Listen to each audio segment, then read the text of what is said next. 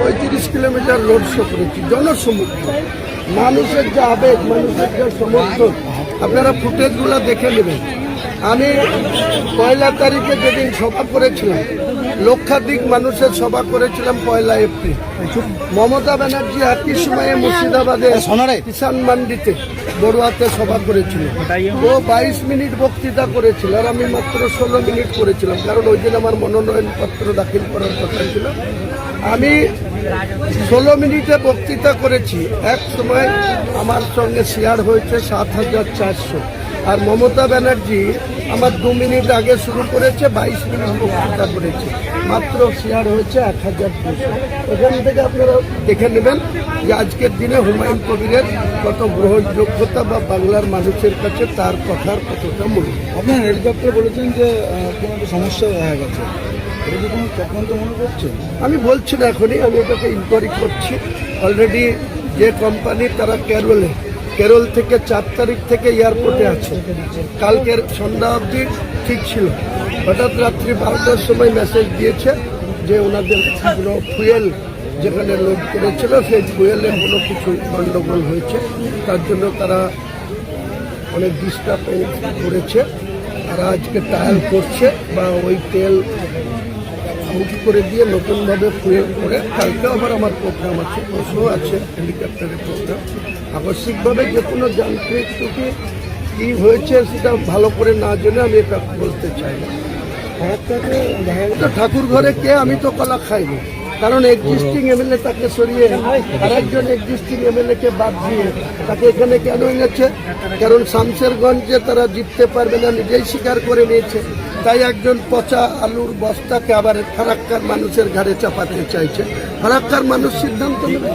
ফারাক্কাতে কতটা মানে খবর পেতে পারেন বা কত করে জিততে পারেন, কত আশা রাখতে পারছেন? দেখুন, আমি এইভাবে বলবো না, মানুষের উপরে আমার আস্থা ভরসা রয়েছে।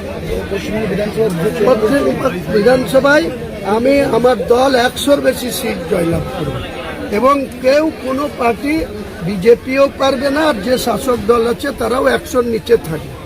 আগামী দিনে 7ই মে রাত্রি 12টার আগে নতুন সরকারকে শপথ নিতে হবে, কারণ এটা কেয়ারটেকার মুখ্যমন্ত্রী আছে মমতা ব্যানার্জি। 4 মে রেজাল্টের পরে এ প্রাপ্তন হয়ে যাবে, এটা নিশ্চিত বলতে। এগুলো নিয়ে কেউ গবেষণা করে ডক্টরেট হয়েছে, কিন্তু মানুষের কাছে এগুলো পৌঁছয়নি।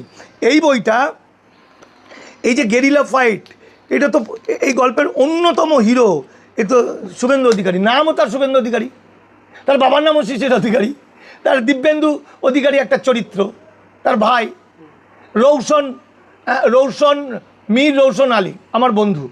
রৌশন আলী হচ্ছিল খালি হাতের যুদ্ধ পরিচালনা করতেন, ধান খেতে শুয়ে শুয়ে শুয়ে শুয়ে ও পরিচালনা করতেন যুদ্ধ। রৌশন আলী তৃণমূলের, এখন শুভেন্দুর সঙ্গে নিশ্চয়ই কোনো সম্পর্ক নেই। শুভেন্দু তো রৌশনের সবচেয়ে কাছের। যখন নন্দীগ্রাম যখন আর পারা গেল না এবং হারমাদদের তাড়াতে বিভিন্ন গ্রামে যুদ্ধ চলছে, খেজুরির দিকে ভাগিয়ে দিয়েছে, তখন রৌশন চিৎকার করে বলছে যে শুভেন্দুদা ফোন করে বলছে, পেয়ে গেছি, আমরা ঢুকে যাব খেজুরি পাহাড়গঞ্জ, মানে তালপাটি খালটা পেরিয়ে ওপারে চলে যাব, ওদের আজ শেষ করে দেবো। শুভেন্দু ওখান থেকে আস্তে করে দুটো কথা বলল যে ফিরে যাও, নন্দীগ্রাম কখনো আক্রমণ করে না, নন্দীগ্রাম প্রতিরোধ করে। নামিয়ে দিল ফোনটা। এই যে নন্দীগ্রাম আক্রমণ করে না, নন্দীগ্রাম প্রতিরোধ করে, এটা ছিল শুভেন্দুর দর্শন। মুখ্যমন্ত্রী এই যে বুদ্ধদেব ভট্টাচার্য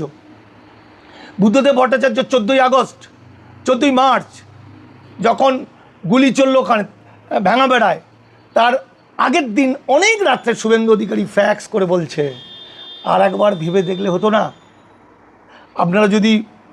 আপনারা যদি গুলি পুলিশ পাঠান ম্যাসাকার হতে পারে, দয়া করে এই ভুলটা করবেন না।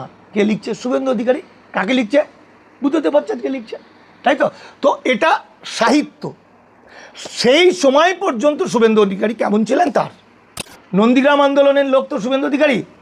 নন্দীগ্রামের 10ই নভেম্বরের পর থেকে 14ই মার্চের পর থেকে 10ই নভেম্বর পর্যন্ত টানা 6 মাস 7 মাস গেরিলা যুদ্ধ হয়েছিল। সেই গেরিলার যুদ্ধে সারা দিন ধরে ওপারটা খেজুরি একটা যুদ্ধক্ষেত্র, হারমাদ লাল হয়েছিল, আর এপারটা নন্দীগ্রাম, ওপার ভার্সাস এপারের যুদ্ধ, মানে কোনো দুটো আলাদা দেশ নয়, কিন্তু একই রাষ্ট্র, একই গ্রাম, মানে পাশাপাশি দুটো গ্রাম, মাঝে একটা খাল, ওপারে রাষ্ট্র, মানে লালবাজার থেকে গুলি যাচ্ছে, গাড়ি গাড়ি বন্দুক যাচ্ছে, ট্রলারে করে লক্ষ্মীকান্তপুর হেন তেন থেকে ট্রলারে করে হারমাদরা ঢুকছে, ওরা সারাদিন স্টেন গান মারছে, গুলি করছে। আর এদিকে সাধারণ মানুষ, হিন্দু মুসলমান মিলেমিশে একাকার, বুড়ো বুড়ি বাচ্চা কাচ্চা সবাই যোদ্ধা। এই যোদ্ধাদের নেতৃত্ব দিচ্ছে শুভেন্দু অধিকারী, কোনো সময় বোরখা পরে গোপনে। একটা ঘটনা আমি জানি, জেলিংহাম কারখানার পাশ দিয়ে শুভেন্দু লুকিয়ে ঢুকেছে, একদম ফায়ার বন্দুক নিয়ে রেডি হয়ে গেছে, সব চারিদিকে ঘিরে ফেলেছে শুভেন্দুকে। হঠাৎ করে বাজ পাখির মতো একটা মোটরসাইকেল কারাক করে এসে দাঁড়িয়েছে, তো শুভেন্দু কোনো দিকে না তাকিয়ে গাড়িতে উঠে পড়েছে, গাড়িটা বাইক করে বেরিয়ে গেছে। অনেক দূর যাওয়ার পরে সেই মোটরসাইকেল থেকে শুভেন্দুকে নামিয়ে দিয়েছে। শুভেন্দু বলছে, তুমি কে ভাই? বলছে, আমার নাম নাইবা জানলেন, আমি হারমাদ। তো বলছে, তুমি হারমাদ, তুমি আমাকে বাঁচালে? তখন বলল, আপনার লড়াই, আপনাদের লড়াইকে আমরা স্যালুট করি। বুঝতে পারছো গল্পটা? এইরকম শুভেন্দু এই যে ইনার পলিটিক্স, জঙ্গলমহলে যখন শুভেন্দু আস্তে আস্তে আস্তে আস্তে ক্ষমতা তৃণমূলে নিয়ে এলো। আগে জঙ্গলমহলে দুটো লোক ছিল না তৃণমূলের। জঙ্গলমহলে যখন ও ঢুকতো, 8-10 জন মিলে টাটা সমুদ্রে ঢুকছে, আমি হয়তো রাস্তা দিয়ে যাচ্ছি, দাদা তুমি কোথায়? ফোন এলো, আমি অমুক জায়গায় আছি, এখনই নামো। কোথায়? পিসিওতে যাও। পিসিও যাচ্ছে, ওখানে গিয়ে বলছে, এটা কী করবো, ওটা কী করবো, ওটা কত যাবো বলে দাও। আমি বলে দিতাম। তাই তো আমরা যারা গণ আন্দোলন করি, আমি একা নই, এই যে যত নকশাল দেখছো বন্ধুরা, এপিডিআর, এরা সবাই শুভেন্দুকে ভালোবাসত। শুভেন্দু ব্যক্তিগতভাবে সবাইকে চিনত, জানতো। হিমাংশুদা আমার গুরুদেব, আজকে মৃত্যু পথযাত্রী, আমি 5 দিন হিমাংশুদা কোনো কথা বলেনি, শুয়ে আছে। হিমাংশু হালদার হলো শুভেন্দুর সবচেয়ে কাছের গুরুদেব বলতো। কিন্তু শুভেন্দু বিজেপি হয়ে যাওয়ার পর থেকে আর হিমাংশুদার সঙ্গে যোগাযোগ নেই। আমার সঙ্গে শুভেন্দুদের আর কোনো যোগাযোগ নেই। আমাদের লড়াই নীতি এবং আদর্শর কারণে। শুভেন্দুর অনেক কথা বলা যায়, অনেক কথা বলা যায় না, সব কথা তো আমরা বলে ফেলবো না। তো শুভেন্দু ব্যক্তিগতভাবে যদি তুমি শুভেন্দুকে জিজ্ঞাসা করো শুভেন্দু কেমন, আমি মুখ্যমন্ত্রী শুভেন্দু আমি ধরছি না, কারণ আমি এই শুভেন্দুকে চিনি না। মানে মুখ্যমন্ত্রী হয়ে যাওয়ার পর সে তো সময় প্রমাণ দেবে, কিন্তু এর আগে বিজেপি হয়ে যাওয়ার পর আমি মনে করেছিলাম এটা শুভেন্দুর ভূত। প্রকৃত শুভেন্দু অধিকারী হচ্ছে মুসলমানদের প্রিয় বন্ধু। শুভেন্দু যেখানেই যেত, সঙ্গে 4 জন 5 জন 6 জন 7 জন 20 জন থাকতো, বেশিটাই মুসলমান। হ্যাঁ, নন্দীগ্রাম মানেই তো মুসলমান। সাতেঙ্গাবাড়ি, রানীচক, টাকাপুরা, গড় চক্রবেড়িয়া, সোনাচূড়া সব তো মুসলমান। শুভেন্দু মানেই তো মুসলমানদের লোক। আমাকে অনেক সময় খারাপ কথা বলতো শুভেন্দু, আমাকে বলতো, যেহেতু তুমি আমার এত ঘনিষ্ঠ লোককে বলে তৃণমূল, এরা এই জন্য তোমার বিরোধী, যে এরা বলে যে তুমি শুভেন্দুর লোক। আমি কারোর লোক নই, জনগণের স্বার্থে, মানুষকে বাঁচাতে, মানবতার কারণে যে ভালো কাজ করবে তার পক্ষে। তো শুভেন্দুকে নিয়ে, এই শুভেন্দু একটা শুভেন্দু, এটা পরীক্ষা, এখন কিন্তু কিছু বলার সময় আসেনি। কিন্তু আমরা বলবো আদর্শ এবং নীতির বিরুদ্ধে, আরএসএস বিজেপির বিরুদ্ধে। আর যদি শুভেন্দুকে জানতে হয় তাহলে দেখুন,